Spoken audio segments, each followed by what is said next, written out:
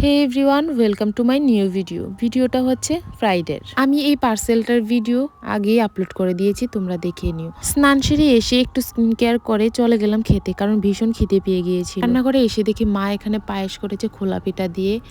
দুপুরের খাবারে ছিল মাছ ভাজি, লাউয়ের ডাঁটা দিয়ে, শিমের বিচি দিয়ে, কিছু শস্য দিয়ে চচ্চড়ির মতন, আমার ভীষণ ভালো লাগে। আর ছিল ডাঁটা দিয়ে মাছের ঝোল। তো এখানে আমি খেতে বসে গিয়েছিলাম। চচ্চড়িটা খেতে হয়েছিল ভীষণই দারুণ। আর আমার সাথে বসেছিল খেতে ছোট বোন।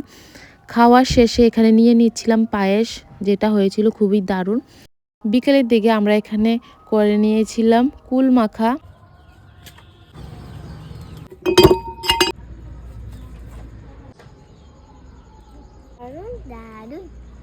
সেই যে সরস্বতী পুজোর সময় আমি লাস্ট নেল পলিশ লাগিয়েছিলাম, আজকে আবার বসেছি নেল পলিশ লাগাতে।